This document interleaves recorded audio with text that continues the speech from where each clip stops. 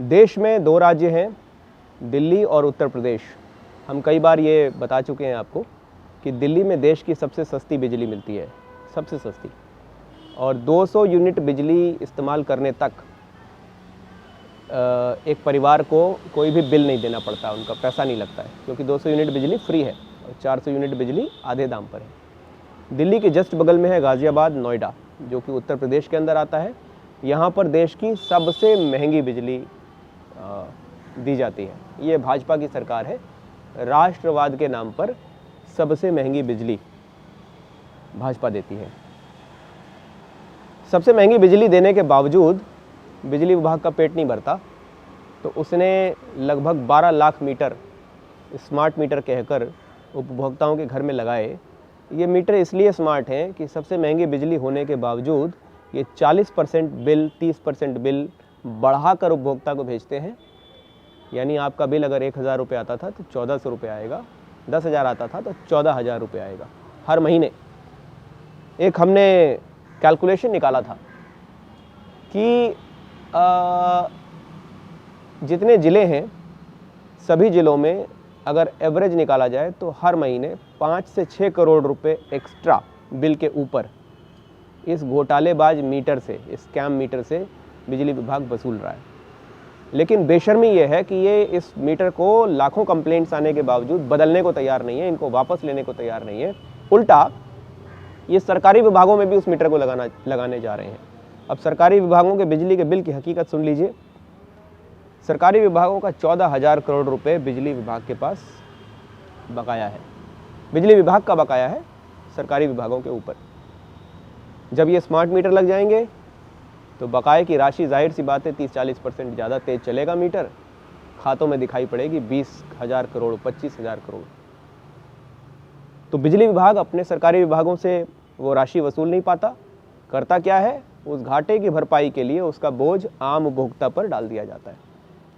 हमारा बिल और बढ़ा दिया जाएगा, उसकी कीमत और बढ़ा दी जाएगी, और इसको करने में सरकार को कतई भी शर्म नहीं आएगी। कोरोना में भले ही आपके रोजगार चले गए हों, जीएसटी और नोटबंदी ने आपके व्यापार को बर्बाद कर दिया हो, लेकिन बिजली का बिल हर साल लगभग 1 बार या 2 बार बढ़ा दिया जाएगा, और स्मार्ट मीटर ऊपर से लगाकर उसमें भी आपकी जेब को काट लिया जाएगा। क्योंकि मुस्कुराइए कि आप योगी जी के उत्तर प्रदेश में हैं। अब और भी तरह तरह के स्कैम हो रहे हैं। प्रयागराज में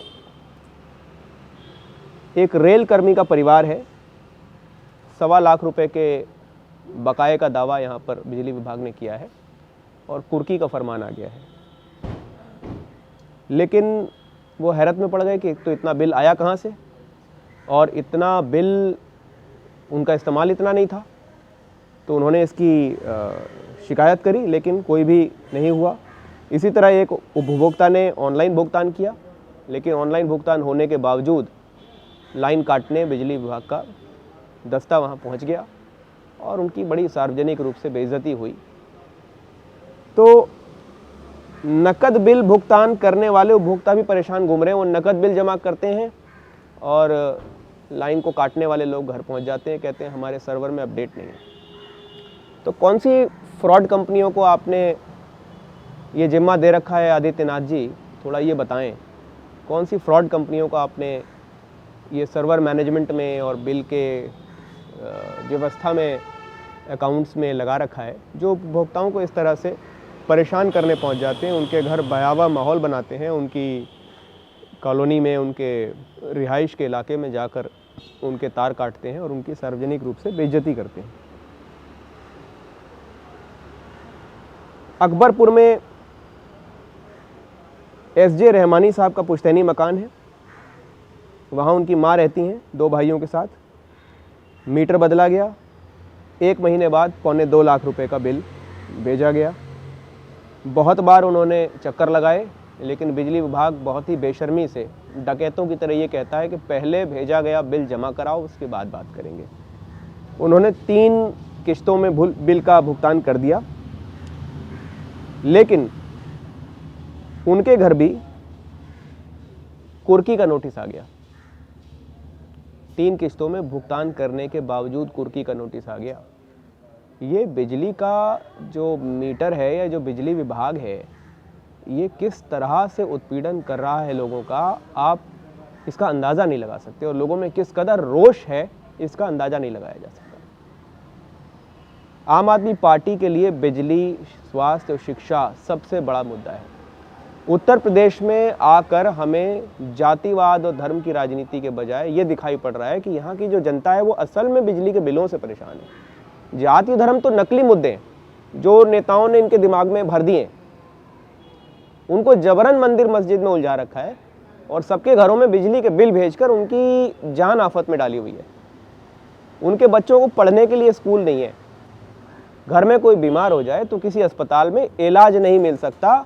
ये इस प्रदेश की हकीकत है। लेकिन जब वो आदमी शिकायत करने के लिए मन बनाए तो उससे पहले उसके दिमाग में हिंदू मुसलमान या जात बिरादरी भर दी जाती है।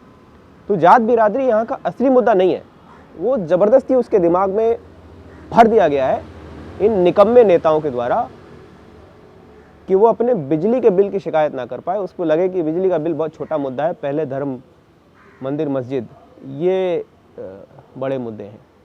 और टीवी और मीडिया भी इसमें उनकी मदद करता है, सरकारों की।